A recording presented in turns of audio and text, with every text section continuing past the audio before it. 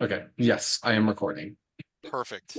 So did you see the latest Hero X post? There was some confusion about like posting it versus a link. It sounds like they actually want the no kidding, like send me the 10 gigabyte file of the entire Yeah. video. Yeah, that's what it seems like. Like we record it, save it, and then just upload like a zip file of this video. Yep.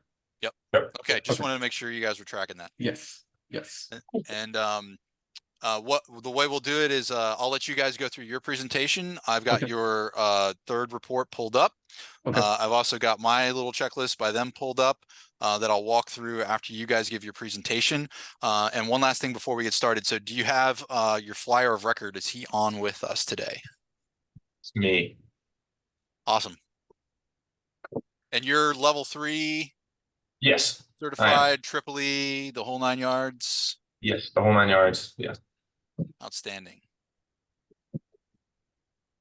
And then is there anybody else like faculty or the team mentors on with us today, just so I know? There, I don't believe so. there No. isn't. One of our mentors said she might join, but or one of our faculty advisors said she might join, but we'll see. So Okay. As long as we got the flyer record and we got you guys, we're good to go. okay, So awesome. so what we'll do is I'll let you guys go through. I'll go through my checklist, and at the end, we'll talk about some of the logistics and some of the things to be aware of as you guys get ready to go down to Spaceport. Okay, Right. sounds good. Cool. All right, I'll hand it off to you guys. Okay, thank you. So we're Team 117. We're the University of Georgia. My name is Hunter Haskins. I am the team lead. We won't go through everyone's introductions just for the sake of time. But let's see if I can. Okay, so overview. So we'll just do a high-level systems overview, and then we'll go through the aerostructures, recovery, payload, propulsion, simulations and testing, and then team logistics. We'll just give you a little bit of walkthrough of each of those sections. Leah, if you want to go ahead and talk about systems overview. Can y'all hear me? Just confirming. Yes. Yes. Yep. So here's just a little system overview. So we are the University of Georgia Student Aerospace Initiative.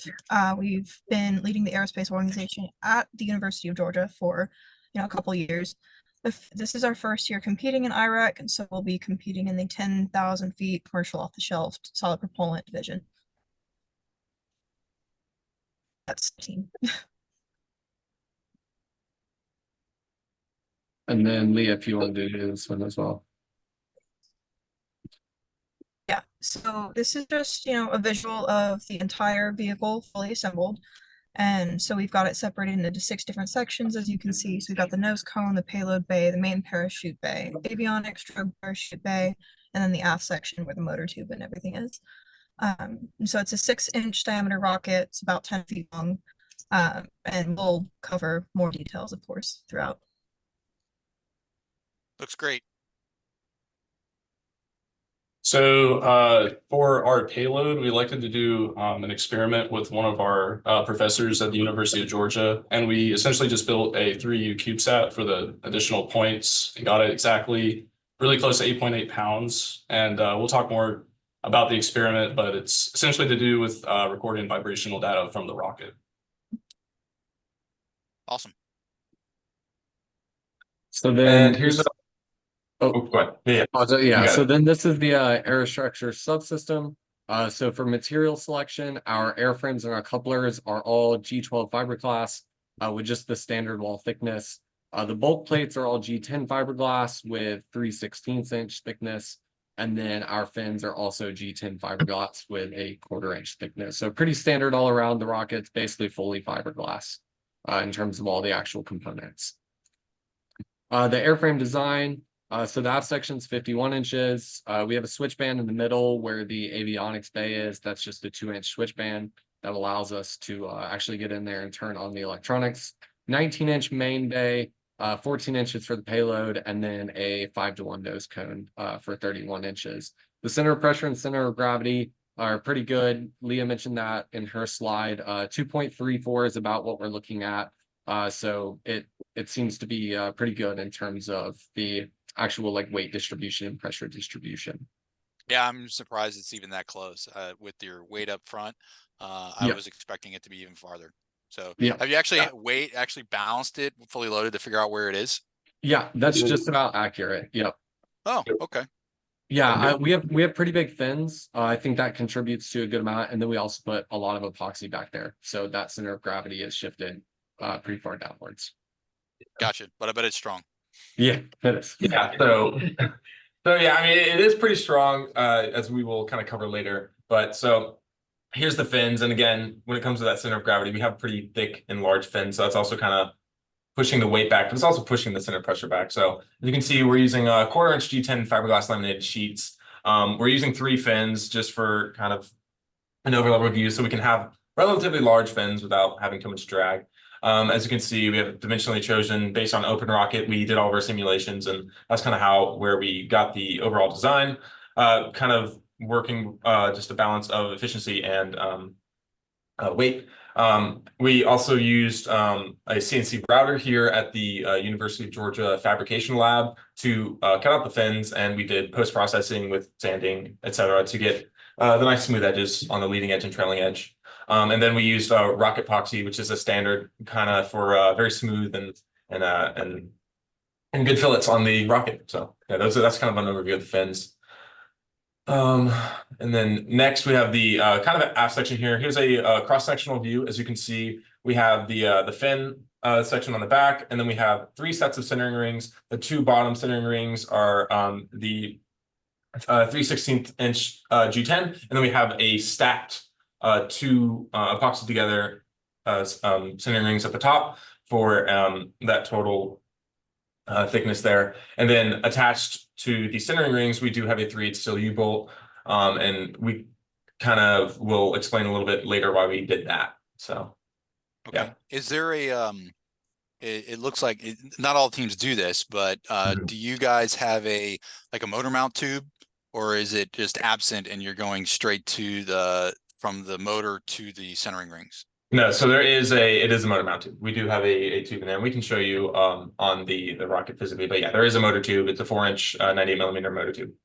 Okay, great. And then one quick question. So when you were putting the fillets in on the fins, did you also put a fillet at the bottom where it attaches to the motor mount? Yes, we did. That's where we did use rocket epoxy as well, and we combined we used West Systems there. We used a combination of West Systems and carbon fiber flakes to do all of our internal fillets. So yes. And all of the centering rings and everything. So, and I'll explain the centering rings here. It's on this. There. Yeah. So the aft, middle, and forward centering rings, they are the West Systems 105, 205 resin.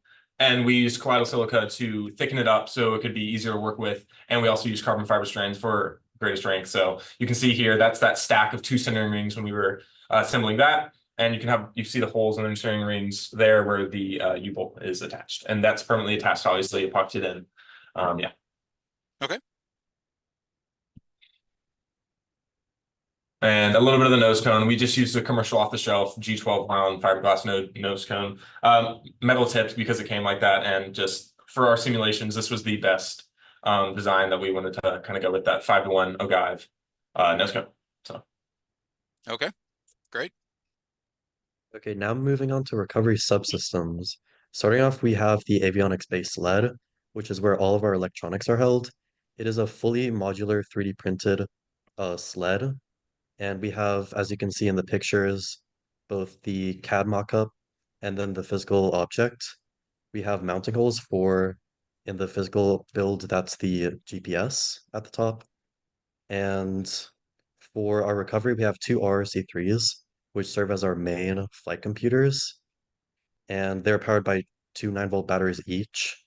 And then for our GPS, it's powered by a 3.7-volt, 750 milliamp LiPo battery. This is the battery recommended by the vendor, so it doesn't go against any of the pre-established battery rules that are stated in the handbook. Yep, that was a big issue this year. Yep. Okay, so next we have the avionics bay lid. So this is where we keep our black powder. Through testing, we decided that we wanted 3 grams for both our drogue and our main. It's made out of G10 fiberglass, and you can see the capsules there that contain the black powder. and the stainless steel U-bolts for the shock cord connections, and the connections for threaded rods to compress the system. Okay. And how are you say you have printed capsules to contain the black powder? So how are those contained? So is it just like a cylinder that's mounted to the bulk plate, and then is there like a 3D printed cap that goes into it? Is the powder loose, or are you putting in some sort of like dog bar for wadding or something? Talk to me a little bit about that. Yeah, so we actually have a list of procedures we made to follow during the launch. So the black powder goes in, and then we put dog barf above it, and then we tape it off, basically. And then Okay. we have a connection that runs through. Yeah, does the E-match, is it going through like a center hole and directly into the avionics, or is there like a separate external terminal block or something like that? So there's an external terminal block on the underside of that plate. We don't have the picture shown here, but there are two I believe they're called O-ring connectors. I'm sorry, I'm like not up to date with the terminology, but they connect onto the screws that are on the left and right of those black powder charges. And then the current goes through those metal screws, and Oh, the okay. E-matches screw onto the top, and they're just stuck in through the dog barf into the compressed black powder. I got you. I actually used to Yeah, do I can give something similar.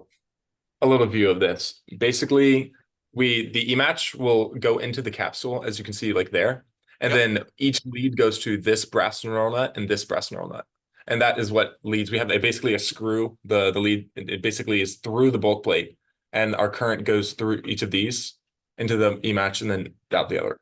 You can kind of see Got that. it. And do those like can you twist those down to where it cinches Yeah. the Yeah, okay. we loop the E-match and tighten down the brass neural nut, and it is a secure connection. Yes.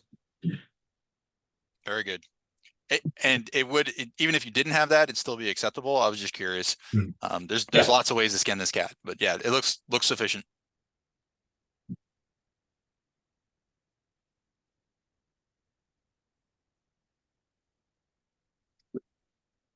Leah, Yeah. I think this is your slide. I guess we lost her.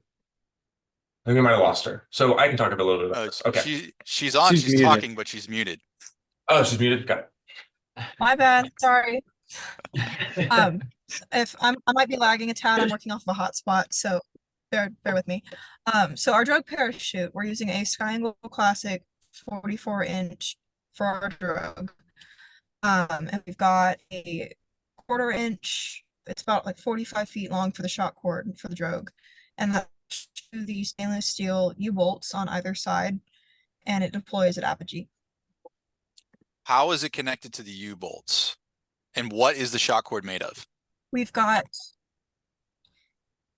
oh, it's nylon, right? Y'all correct me. The shock cord is Kevlar, so it's 1/4 inch Kevlar, and then it's attached to the U-bolts using high strength quick links. Okay. Well, yeah, high strength quick links, yeah, for both sides. Yeah. 1/4 inch is the diameter of your Kevlar?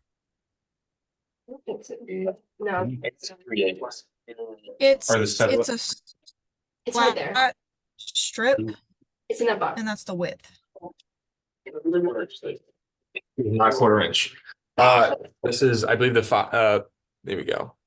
I got This you. is, I believe, the 3/8. This is, I believe, the 3/8 tubular Kevlar. Okay. Yeah, that looks good. I'm And then we familiar have- with yeah. the 1/4, and it's probably insufficient, but since you guys already flew it, I figured that much. Yeah, and then we have the high strength just stainless steel quick links, and then also attached to the parachute is a swivel bearing. Okay, great. Yeah, this will look.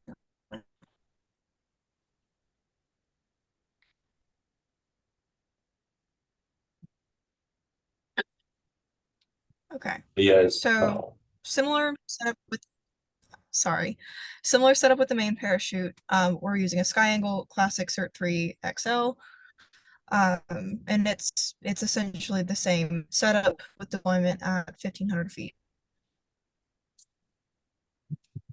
which sections do your chutes come out of your rocket? Do you break in half and then you have your drogue in the middle and the two pieces on each end, and then the main comes out from underneath the nose?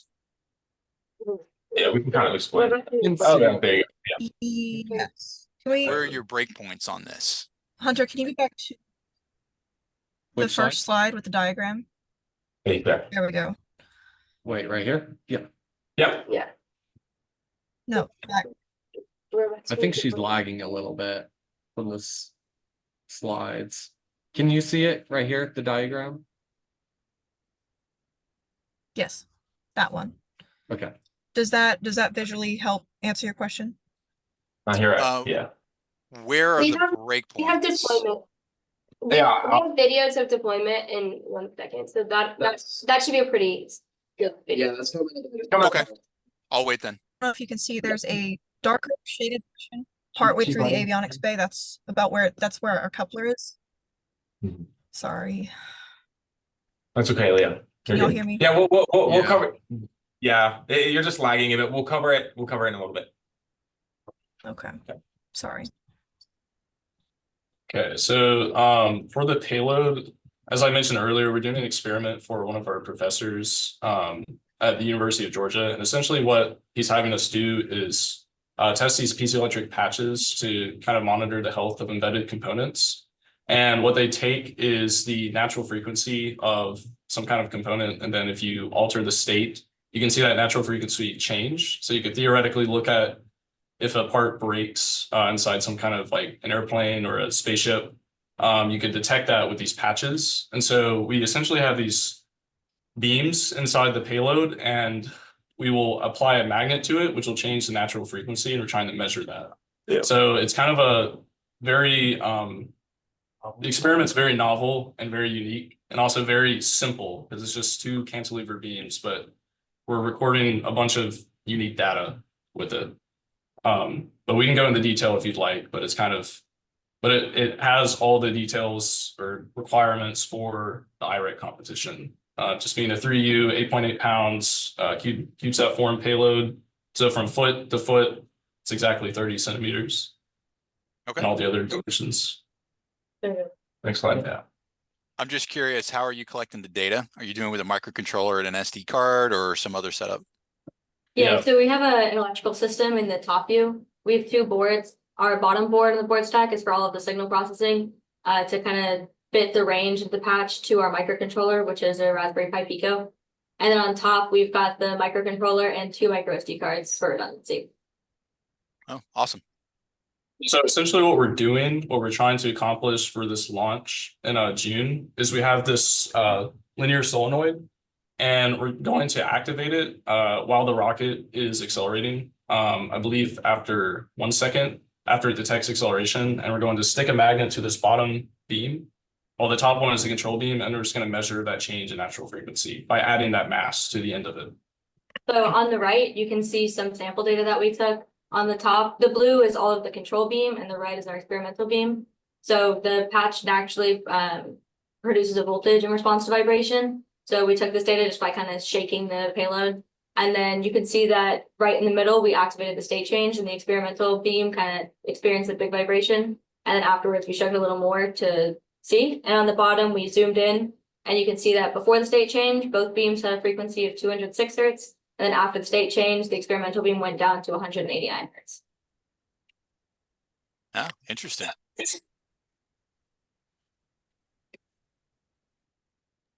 Yeah, so this is how we actually mount the payload into the rocket. So on that front side, we have a 6061 aluminum plate that we custom machined. It goes into the actual shoulder of the nose cone and then gets screwed in with 8 different number 6 screws. And then the payload sits inside of there. And then you have a threaded rod that goes through and connects to the bolt plate, which is on the main side. So that's where the U-bolt for the main is. So essentially all you're doing here is just extending the length of the nose cone. Essentially, this entire contraption just slides onto that main parachute bay. And then yeah, it's clamped down with the threaded rods. And yeah, it's pretty similar concept to the avionics bay where you have all of your components inside and then you tighten it. with the threaded rods, and that's pretty much it. It looks like you've done a really good job of load tracing on this.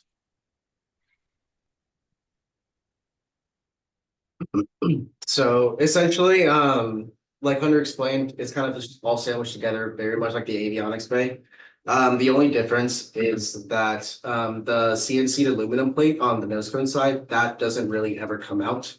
The piece that we do remove and then re-add to sort of like load and unload the payload is that 3D printed PETG piece. You can see it's the white one on top top of the bulk plate. And that's the one that compresses everything together to make sure everything is vibrationally and very pretty much rigid in every sort of sense when it's on the rocket. Yeah, and Yep. an important design consideration here is that aluminum bulk plate, because when when the main opens, it actually sends that force through the threaded rods to that aluminum bulk plate. So it's important there that it was plenty strong enough and had plenty of screws so that it could that it wouldn't have any sort of breaking issue. That's why the other side can be printed, because it's not load bearing. Right, that's what I was saying. It was pretty obvious to me that you guys done a really good job of load tracing, because that's usually where we see a lot of failures, is when there's usually a tremendous shock, much more than when the rocket motor is thrusting. The biggest shock is always when the main turret chute comes out. So Quarter very inch good. aluminum.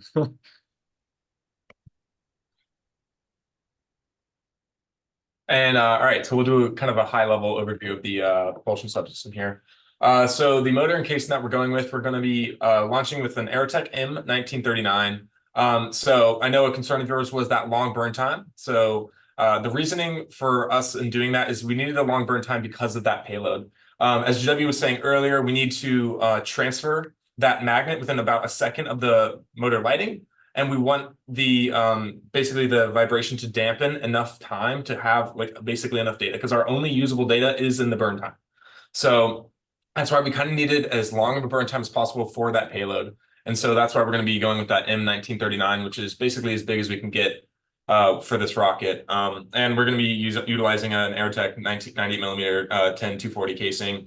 And as you can see here, that motor, we have a 10,240 as a full M motor. It's a big one. Yeah, it is basically, I think it is classified as an N. Well, it's classified as an M, but it's technically an N. But yeah, we have peak thrust. It's like just shy, but we have a peak thrust of 500 pounds, and then that burn time that we dearly needed. So yeah. And your thrust weight, remind me? I think it's 7.1 right now. Oh, you're fine. Yeah. Next slide. Try to fly early in the morning. Yeah.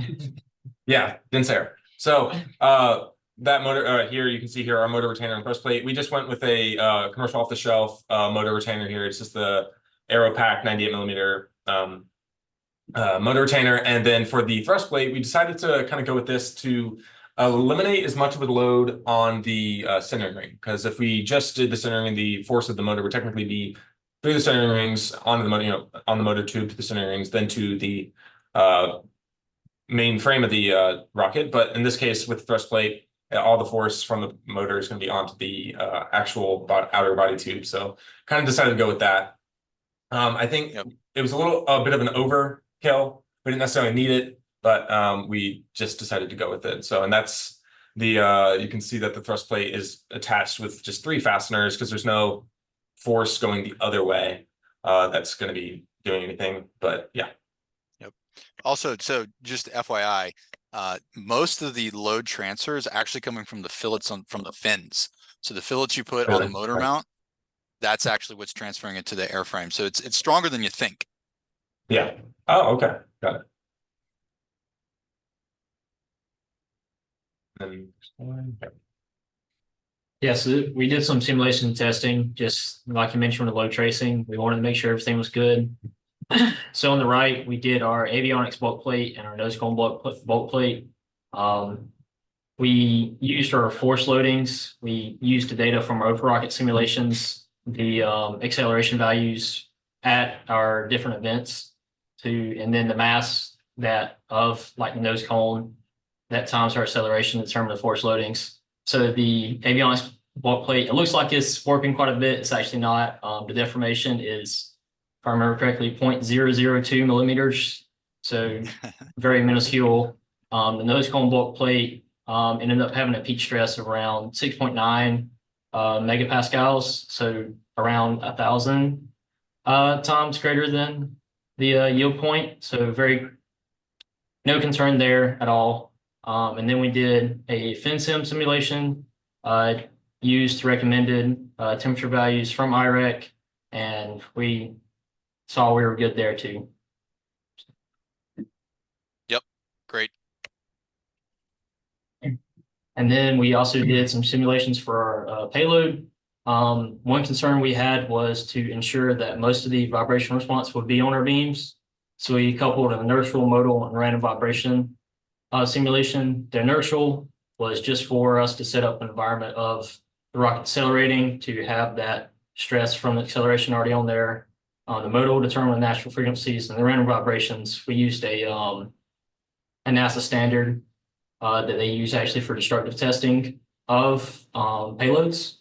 So we used that standard, and then we saw, as you can see from the contours, that most of the deformation is occurring in beams. So our payload is plenty stiff enough to transfer most of the response to the beams. Yep, looks good. And then another, just more testing. Yeah, we wanted to verify everything. This is pretty big for us. With our client, as we mentioned before, Professor, we did some ground modal testing just to make sure we were getting a natural response just outside of what we were seeing in the simulations. And as you can see on the charts on the right, with and without a magnet, it did shift from 140 hertz to around 120. So still ensuring that we're all good on everything we wanted to see. All right, so another portion of the testing that we had to do was, of course, to test the deployment charges of our parachutes.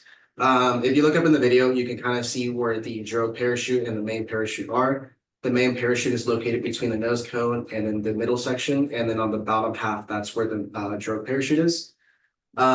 First, we tested the deployments with 2.5 grams for the drogue and then 3 grams for the main. I know you guys mentioned that 2.5 kind of looked a little weak during the testing. And then during our flight, actually, during our test flight, we actually upped that one up to 3 grams to match the same with the main parachute. And you'll see later on in the slides with the video, it was a very beautiful sort of deployment test charge up in the air, but it was more than plenty to guarantee a safe deployment of the parachutes. If you look down at the very bottom left-hand corner, that is the drogue, and then on the other side, that is the main. Okay. So here real quick, and I'm glad you guys upped the size. Usually for 6-inch rockets, we're seeing black powder charges like the ones you use that are in the 4 to 6 range. Since you've got 3 on each, so I'm not going to tell you what to do. I can only make recommendations. But typically what I will see is the backup be 50% bigger than the primary. And since you've got a second backup, so you've got 3 that will go in sequence, maybe you make that one even bigger. So you have like maybe a 3, a 4.5, and then maybe a 6. I'll leave it up to you guys to decide. But they'll be asking these things at your safety review. Okay. Yeah, that's definitely something to consider. And how high did you go? So what was your launch site and how high was your apogee? I believe. It's going to be covered up in the next slide. Yeah, we have Okay. a slide that goes over that test launch in just a second. Okay. So we did some battery drain testing. We basically just hooked up the batteries and left them running for about 14 hours. We lost a total of 1 volt over that 14 hours. So we should be pretty good for that. Yep. I love the time lapse.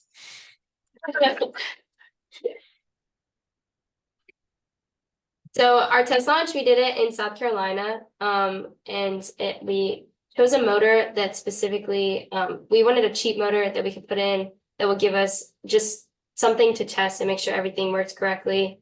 The impulse was about half what we're doing for the actual Still launch, an M. and then Yes, it was still an M. But it was a lot smaller. Our peak mass was 567 pounds and the burn time was 2.3 seconds. And then there's more information on the test launch. So the results, the payload did malfunction due to a power issue. This was a good thing to test, and now we know exactly what needed to be fixed, and we have corrected it for the next time. There was some slight weather cocking, and it hit at a very high velocity, a lot higher than we were expecting. So we're thinking about increasing our drogue because of that. We had some good black powder amounts based off of the video footage. We touched the camera to the side. That won't be there for this summer, but we wanted to get some cool videos. Oh. So, go ahead. Okay. Can you hear me? Yep.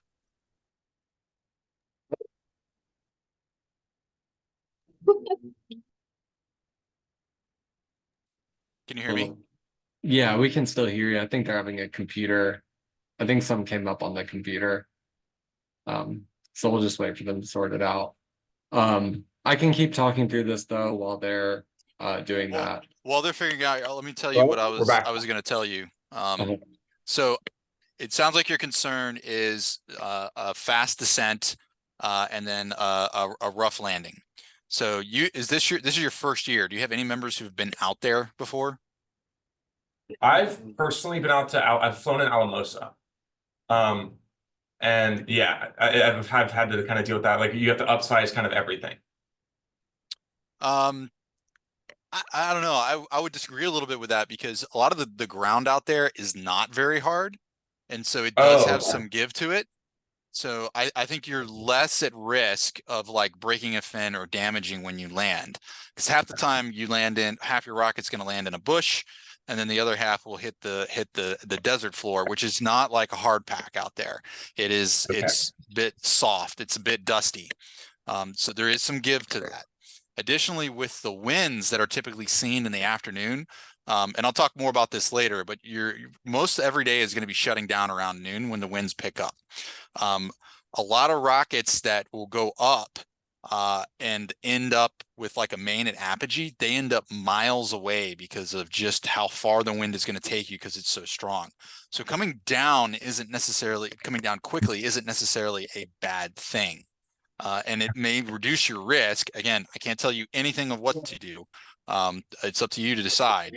But I think you're at less risk of out there with breaking a fin or things like that, due to the soft nature of the ground, and then the winds coming down faster might be actual advantage. Over. Perfect. Yeah, Good to hear. yeah, that is good. We were pretty on edge about even changing it. So that kind of gives us a little bit more guidance on kind of what to do there. So good thing I've never flown there. So I don't know if it's like the salt flats and hard as a rock or. No, it's not. Yeah.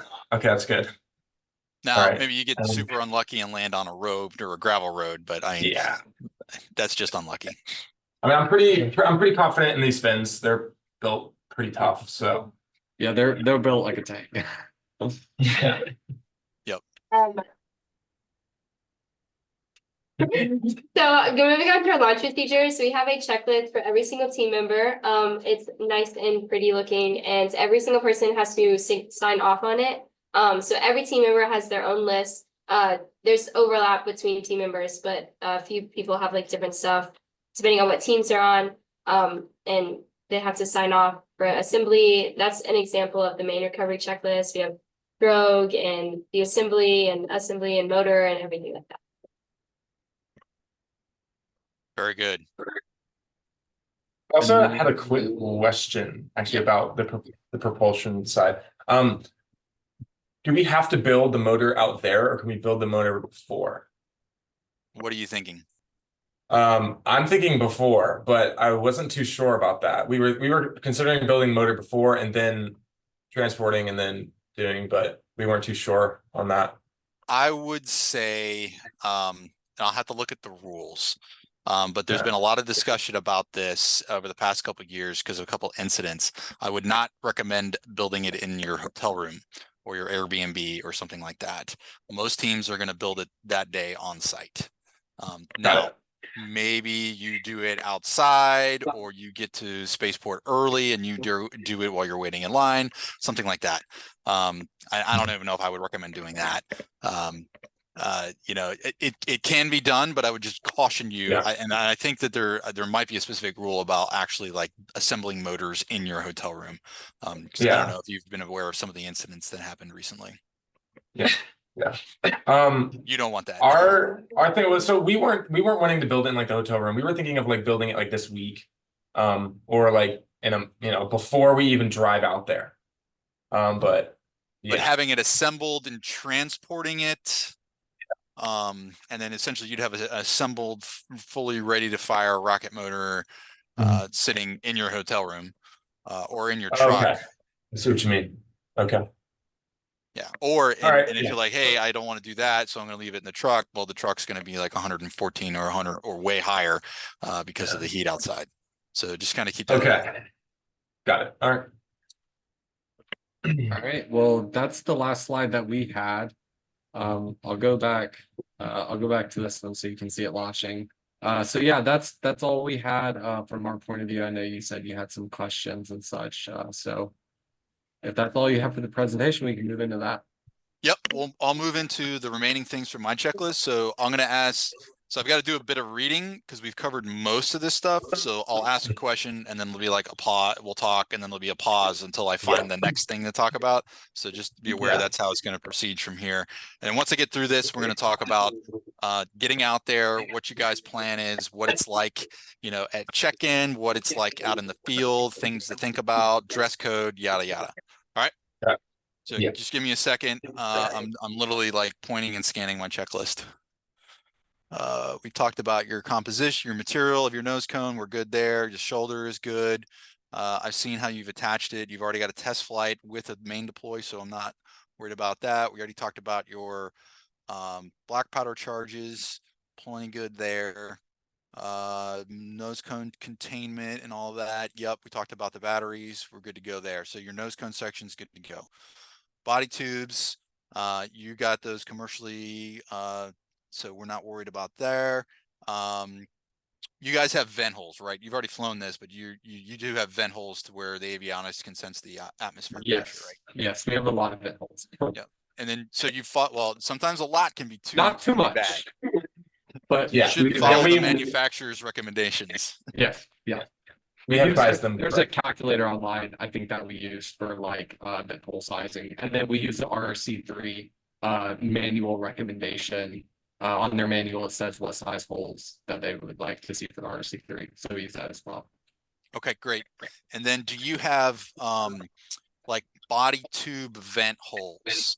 So one of the things, okay, you know what I'm talking about, like a hole to where that as it rises, that the pressure differential is not going to cause an early deployment. Yes, correct. Okay, perfect. You've already flown it, so we don't need to worry about your launch lugs and things like that. Do you have your team number and frequency on the rocket? Not yet. We currently are getting we're getting decals and stuff right now. We got a little bit of work when it comes to like stickers and how it looks. We have it printed out and ready to go. Yeah. Like we have the decal, it's literally right there, but we just haven't put it on yet. Okay, just keep in mind that that's required, and then you know, push comes to shove, you know, find somebody out there with a Sharpie and just the day of the launch. Yeah. And and that's on every piece that can separate off the rocket. Yes. Yes. Yes. All right, so couplers. We've talked about your couplers. You've already flown this, so you've got commercial couplers, so the wall thickness and a lot of this stuff is not that not concerning. You've definitely got a shoulder length, like or a caliper on each end, it looks like. Yes. You've got screws that hold in your avionics bay. Yes, we do. We have 3. You can kind of see one. Yep. Perfect. Those don't need to be super strong. All you're doing is just holding on that front section to where the nose will come off and not separate there. Correct. Yep. And talked about batteries. Very good. So your coupler section is good to go. All right, on to recovery. We've talked about shock cords. You're plenty strong, plenty long. and you've got the appropriate hardware to do the connections. Main chute sizing is good, at least from my perspective. Your drogue also is good. Shear pins, and how many do you have of those? Yeah, And how big are they? so we have two shear pins. They're number 4, I think number 5, either. What are Oh, they? I think they're number 4. 5? I believe they're number 4. I think they're number Okay. 4. Yeah, they're Those number are- 4. Yeah, so we have 2 number 4s on the drogue, and then 2 as well, or yeah, 3 on the main. Okay, those are pretty big. So Yes. Our reasoning for the 3 on the main was that the nose cone is so heavy with the payload in there. We wanted to make sure it does not open up at apogee. So, but with our ground testing and everything, we were confident with that, and our test flight. So it's funny you mentioned that. All 3 teams where I was the flyer of record last year got a main at apogee for that very reason. But yeah, that's one of our biggest. We don't want that. Yep. So no, good job thinking through that. All right, and then we talked about the hardware. We talked about your vent holes, electronics. You're all good to go on this. Motor, Yes. I'm not concerned. It's COTS. You guys know what you're doing. If you have questions about the motor when you get out there, some teams get really nervous. Just ask Mhm. around. Your flyer record should be there, but if your flyer record doesn't know, there's plenty of people around who can help you out. Or if you forgot something, I would also check to make sure you got all your parts to your kit before you get out Yeah. there. You don't want to get out there and find out you're missing an O-ring. We have Yeah. a very long brain list, though. Yeah. It's on. Yeah, on the motor, yeah. Oh, one thing, I don't know if you know if you've flown the 1939 yet. Do you know if it requires to glue the grains in or not? I haven't looked at the instructions yet. Because I know some do, some don't. I'm an EX guy, so I don't fly commercial much anymore. Got I it. couldn't tell you. All right, got it. Yeah. Look it up. All right, it's good to go on your motor. And then the last part is your payload. Well, not the last part. Payload, we've already talked to that up and down, so we're good to go. On your GPS, is that on the ham radio band or is that 900 megahertz? I believe the ham radio is the 400 megahertz range. Let's see. You got somebody with a ham license, because it does require a ham license to operate. We have 2. Yeah, we have 2 people with ham license. Yes. Perfect. And yep. Perfect. And then talk to me about your ground station for that. How are Yeah. you receiving that? So this is a commercial off-the-shelf system. It's tele-BT. Basically, there's just a little Yagi antenna that goes to this little ground station, and this actually connects to a phone through Bluetooth and can give live telemetry and logging and everything just from a little device here. Great. And it worked on your test flight? Yep, Perfect. worked on the test flight. I've used them before. Yeah. Perfect. Great. Some teams go really complicated and they try to go out there with this great big laptop and antenna setup, and then it gets really windy and it gets hot and it gets dusty and it becomes a nightmare. Yeah, Yeah. it's a pretty simple system, and like Sam said, we've used it several times. He used it on its level 3 and such, so it works. It works very well. Great. And then the next section is the FinCan. So just scanning here, we talked about your material, we talked about your layup, we talked about how you got everything, your flutter analysis, how you lay it up your fillets. So you're good to go there. You've got a motor tube, commercial buttons. You're all good to go here. Awesome. Do you have any questions for me on this? No, I'm just trying to think, like, is there anything that we should be, concerned for that's different from flying on the East Coast compared to like flying in Spaceport America? I mean, besides obviously it's a lot hotter, less less humidity, stuff like that. Most of what you need to know, I'm going to cover here in just a minute when it comes to like Okay. launch operations. It's a little bit different than your standard Tripoli launch. The only thing that the last thing I'll mention, and it's one of the things I asked though, is what was the above sea level altitude that you flew your test flight, and how high did your test flight go? Yeah, it was only around 400 feet was our ASL from launch, and we went 3,800 feet there. Expecting a Okay. 10% different. Yeah. Yeah, our simulation was telling us 4,400 feet, but we kind of have, with experience with the simulation, we kind of do around a 10% down. And so we were expecting around a 10%, we got a 13% difference. So we're expecting the same out west as well. Yeah, That we could- should. Go ahead. That also could be a little bit because the rocket did weathercock because that motor was powerful, but it wasn't. I mean, it wasn't super powerful. It definitely wasn't the strength of the M1939. So it had just a little bit of weathercocking, which could have decreased altitude a little bit more than expected as well. Yep. And So- out there, your winds are going to be way high. Well, it could be way higher. Usually in the morning, they're relatively calm, but then by noon, they're whipping. So you'll run into a similar situation. That the reason I was asking is it gets back to your black powder charges. So Yeah. sometimes when your black powder charges work at ground level or work at a lower altitude, when you get up where the air is thin, because you're already at, I think it's like 3,500 feet, maybe 4,000 feet above sea level, and then you're launching 10,000 feet on top of that.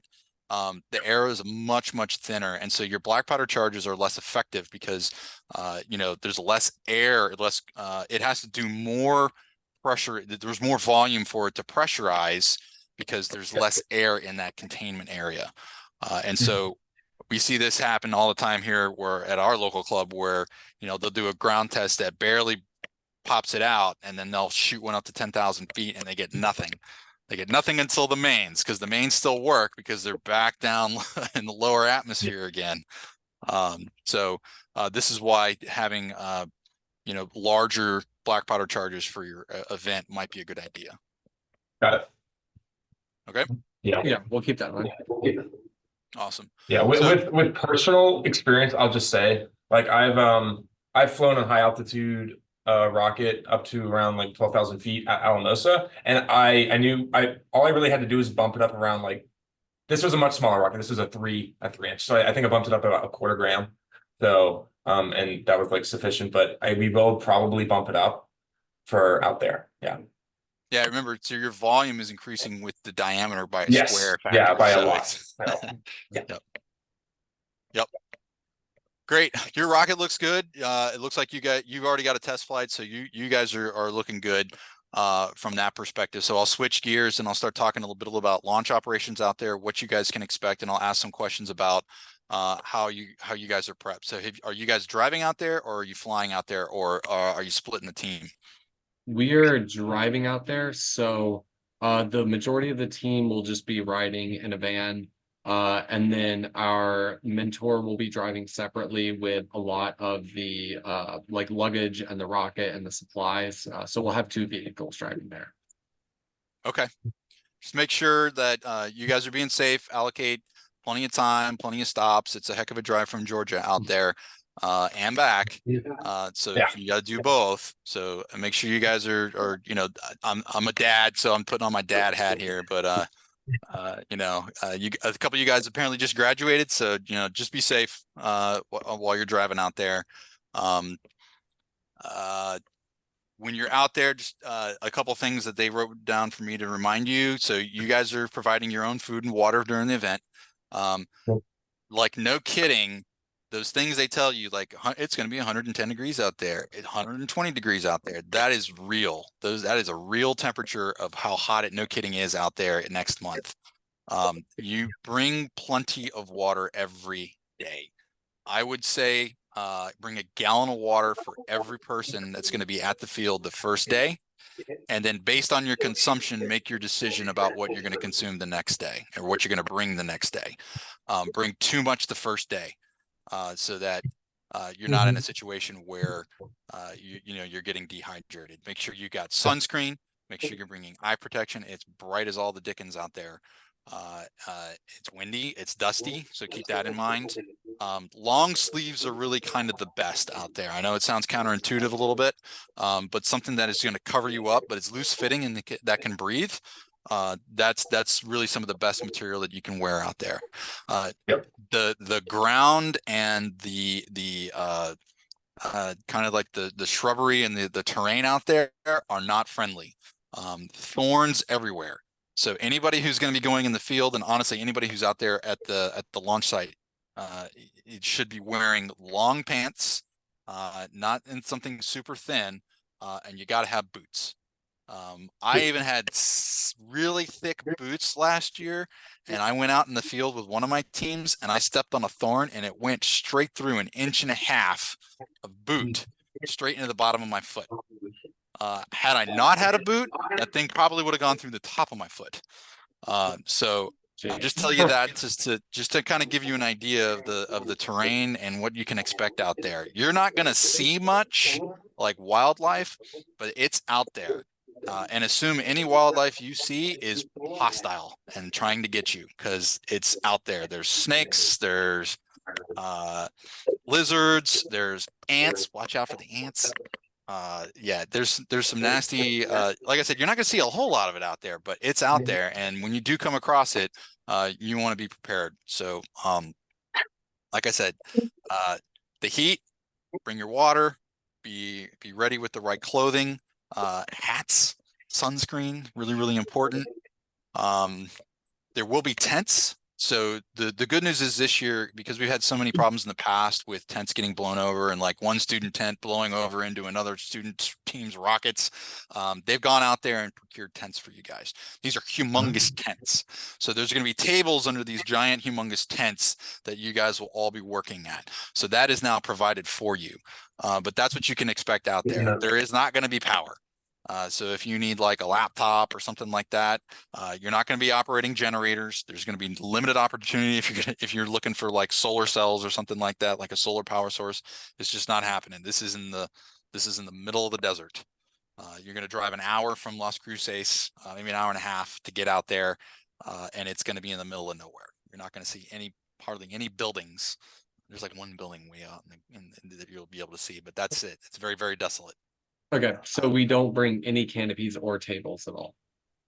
That will be provided for Okay. you. Okay, just making sure. Yes. Double check me on the tables. I'm not as confident as the tables. I believe that is the case. But I know for sure that they've done the tents this year, which is great. Okay. You guys are driving, so you don't have to worry about shipping and things like that. Pay attention to the dates on the master schedule of when you're going to be checking in and what the requirements are. Those first couple days are important to get checked in. I think it had to be checked in by Tuesday. Double check me on that. I could probably bring up the schedule, but I'm not gonna. That very first day, expect a really, really long line. You might be waiting outside because all the teams are going to be there. So expect 100 teams, each team with somewhere between 5 and 20 members. So you're looking at, I think last year it was about 300 to 400 students. And then when you add in the judges and the people running it and the flyers of record, it's a lot of people at the convention center. So it gets real busy real quick. There will be food, but you got to pay for it. And then, look at the things that you actually have to do. Safety review, getting your team photo, getting a frequency check-in. So that is a mandatory thing. You get like a little frequency card. Figure out where all these things are once you get checked in and start knocking them out. Don't wait. And then start getting set up in the convention center at your where you're going to have your presentation of your like the poster is going to be set up and all that kind of good stuff. It's going to be a great big convention hall, tons and tons of people there, very, very exciting, very, very busy. Okay. Any questions on that? I'll stop. I know I've been talking at you quite a bit. I had a bit of a specific question for just like dress code for that presentation. So we looked at some pictures in the past and it seems like it's just like polos, school related polos. But we just want to make sure it wasn't like business formal or anything like that. You've got it correct. It's like Okay. what I'm wearing. I've got like a polo shirt on, embroidered with NAR. It's like that. And you want to look somewhat nice. You're trying to impress the judges and score points.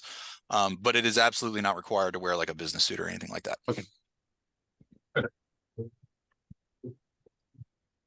What else? All right. I'm scanning any other questions or any other things. Launch operations. So let's talk two last things I'll talk to you just to kind of give you a better idea of what to expect out there. Another question, but before I get into the launch operations, what is your igniter? So I don't know off the top of my head. There's one that comes with the motor, but we have two of them, and we're putting them in parallel for that for the rule requirements. That thing comes I with guess an we can igniter? unlock it. Yeah, it does. Really? We can unlock it. Oh wait, Hunter. I feel like I mean we have it like somewhere in a We document. bought dual high current igniters from like from the internet. So we have From Okay. we bought some Yeah. from Chris Rocketry, and they Oh. are meant for that. So Perfect. Sometimes they get out there and they aren't meeting the requirements, and so they get sent out. They get sent back when they get in line. Yeah. And so I don't want that to happen to you guys. yeah, So yeah. what you can expect is look at the sheet about when it opens. It's always a good idea to get there early. Just expect to wait in lines. There's gonna be a huge line of cars out there waiting to get into the vertical launch area. Once you get in there, I think it's like one vehicle can go up to and drop off, but all the other vehicles need to park in the parking zone. But then once you drop off, the other vehicle needs to come back. Double check the rules. That's what it was last year. So you'll move. You'll have a designated spot of where you're going to be, and then once you get to your spot, then you can start doing setup and prep operations. I told you about the winds. You can expect it to be relatively calm in the morning, and then in the afternoon, it's going to be too high, and most likely when the launch operations are going to shut down. So what you can expect is 2, maybe 3 waves, and that's how this goes: is waves of launches. And I think it's 20 pads now. So I think it's 20 to 30 teams in each wave are going to get, once you get through RSO and once you get everything ready to go and you get your pad assignment, you're going to get in line. And so everybody's going to stack up in a line, and then they'll give you the high sign, hey, we're all going to move. And then you're going to move out to the pads and you're going to load. The team can be there when everything is getting loaded up on the rocket, but once it's ready to install the igniters, then everybody moves away because they'll wait for all the teams to be at the ready point, and then they're going to move you guys to a different area. And only 2 team members, 1 team member and the flyer of records, really 1 team member and flyer record, not it's just 2 people, are going to be allowed at the rocket. They are going to go set up. They're going to do a continuity check on your igniter system, and then everybody's going to move back to the area where we set up. There'll be another area like a set of bleachers that you're going to move into, and then they're going to move once it's time. They're going to move rapid fire. They're going to do an announcement. They're going to do the any special like there's some competition things like the video thing. They'll make the announcements, and then they're going to move, and they move quick. So they're going to look for you before they launch to say, hey, yes, we have good telemetry, good GPS. And once you give them that high sign, they're going to go, and they're going to push the button. So be ready. Don't be waiting and like, hey, team, whatever, where are you? You're holding everybody up. Yeah. So be at the ready when they call your name.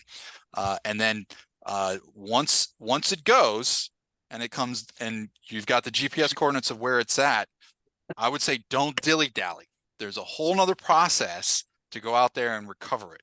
You get maximum points when you recover it and then you bring it back. There are certain deadlines by each day, or there is a certain deadline in the competition on when you can return your rocket to score points. They're going to want to hear and they're going to have you prove at what altitude you went. So you be ready to show them your rocket is or isn't damaged, and then help them understand what the altitude is. So if your RRC boards, like let's say you lose it and you can't find it and you have to come back the next day, be ready to, hey, my RRC boards are dead. I have to show them what the beep out is of what my altitude was the second day. So be thinking about these things as they go. There's a whole nother process. Like I said, you got to get a backpack. There's a certain number of team members. They track you and your progress on GPS on a big board of where you're at in the field. There's a limited number of team members that can go out. So be ready for all of this. I have a few questions with that. Go ahead. Okay, so you said so the person and the flyer whenever they go out and put the igniter in. Can that also include like arming electronics? Or does the electronics need to be first, then back, and then? Yep. Okay. So arming of the electronics is the first thing that's done. And then once the electronics are armed and you've got confirmation at the pad, you got to do it twice. Once at the pad, and then you got to do confirmation of telemetry at the actual like bleachers. Okay. So once you've got confirmation that we got good telemetry, they're going to send the team back. And then it's only Okay, the they two put the people igniter. stay. Yep. Okay, got it. And then what else? And I only the forgot. flyer record can actually do the thing. Yeah, that's yeah. And another question. Oh yeah, let's say so we have 2 altimeters and a GPS, all are recording altitude. Which ones? I know it has. I believe it does have to be one of the altimeters. And so do we just choose one of the best of the 2, or That's what I would do. Do we have to average? I think you go look at the rules. I think they talk about Okay. this, but I Okay. believe it's 1. You pick 1. Okay, got it. So But don't quote me on that. Go check the rules. Okay, we'll double check. Yeah. Yeah. Okay. Then yeah, I think that was kind of it I had. Okay. So the biggest thing is be ready for long lines, be on time, and make sure that you are ready for the field conditions. You know, both what you're wearing and the be ready for the heat, and be ready with water, and just stay hydrated out there. That's actually the most dangerous thing. You know, for all the things I've said out there, the most frequent thing that happens to folks is dehydration, and then they pass out, and then they end up there's going to be an ambulance, there's going to be EMTs on site, but you don't want to be in that thing. Yeah. I had a question. Also, oh, you want me to I'll skip real quick. I had a question about getting there. So I know the launch site opens at a certain time. And then you said there would be lines. How we want to get there as early as possible, because I know we get, extra points, and like you said, it's just better to be as early as possible. So we want to get there like as quick as we can. So how early can we actually get to the field to get in a line or to actually start setting up? Is there like any rules on that in terms of when that day actually officially starts? So what's happens is there's like it's a lot of roads, and be very careful about the roads. So don't turn off into anything that looks like, hey, this looks like maybe not a road. It's mostly paved, and it's really obvious that these are real roads. Though sometimes your GPS will tell you, hey, this is a road. It's not a road. But look at the instructions. I think it says at 5 a.m., but essentially there's a gate. And so there'll be a point that you can't go past. And then when it opens, someone's going to go and unlock the gate, and everybody can come in. Okay. So I assume there's going to be a line of cars. A big at one. that gate. Okay. So we want to ideally get there like really like 3 or 4. Okay. That's It's up to you guys. I want to go there as physically early as possible, and if we have to wait at the gate and sleep in the car, that's what I want to do. So yeah. I'll tell you guys what to do. Okay. How do they determine the order of launch? Like First come, first is serve. it based? Okay. So The first team that's ready, there's going to be like an RSO line. It'll be the RSO table where you do your check-in and your safety inspection when you're like, hey, our rocket's ready to go. First come to first serve. And once you pass that inspection, then you get in the queue for the launch pad. And once that queue is full, and they got a full rack, that's when they go, all right, we're going to go out for the first round, and then or the first wave. And that's when everybody goes out, but not until it's full. But usually what happens is a lot of teams get there, they spend most of the morning getting ready, and then, about midday or late morning, there's a huge rush and a big line for the RSO and for check-in. And then because the things are going to shut down at noon anyway, maybe half of those people get through. Got it. Yeah. Okay. Then you had a question about the frequency. Do we know when we're supposed to get that so we can make our detail for it? To get what? The frequency.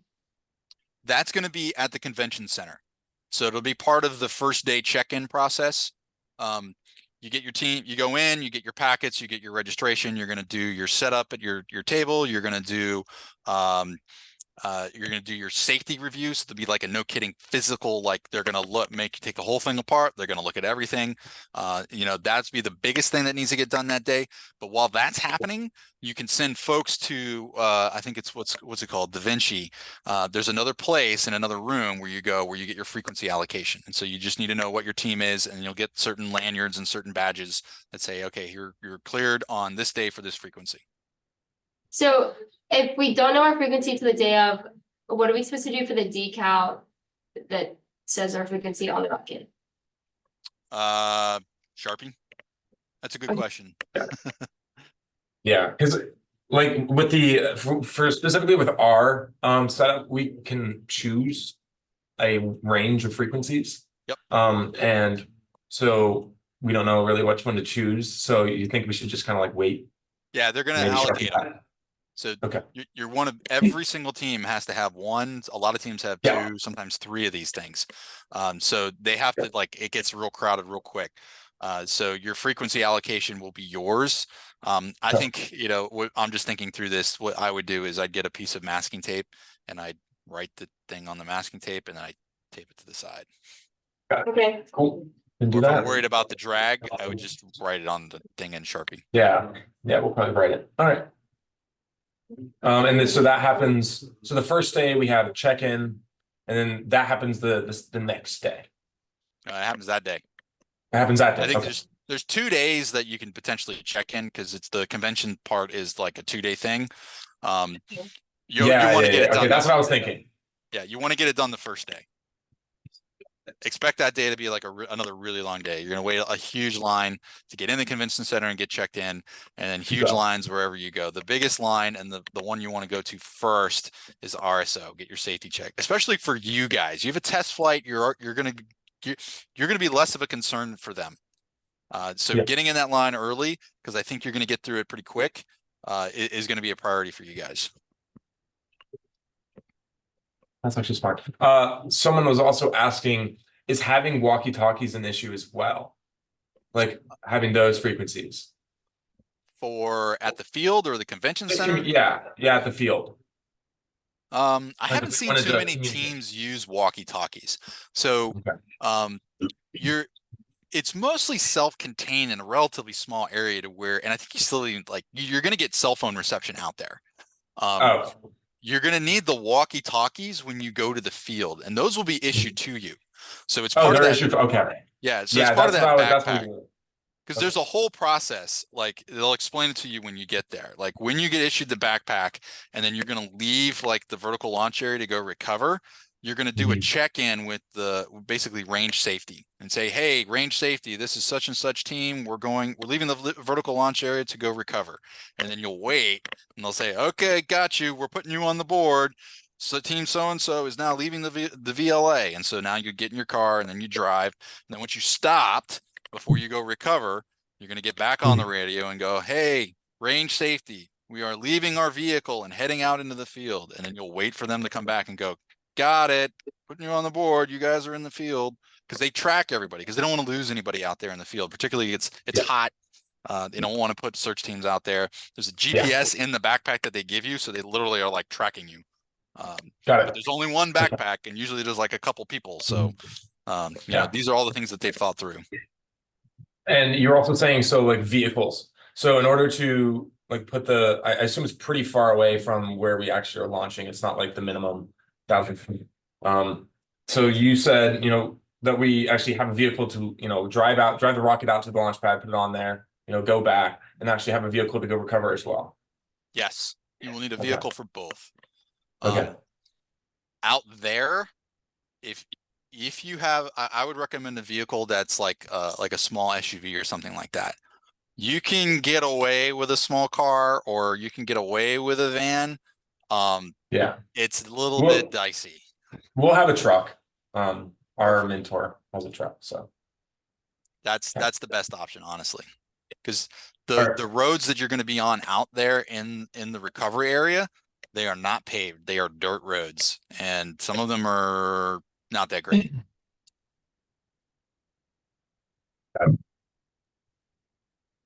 Oh, I would also, another thing that helped me out there, this is just like a little tip that I did.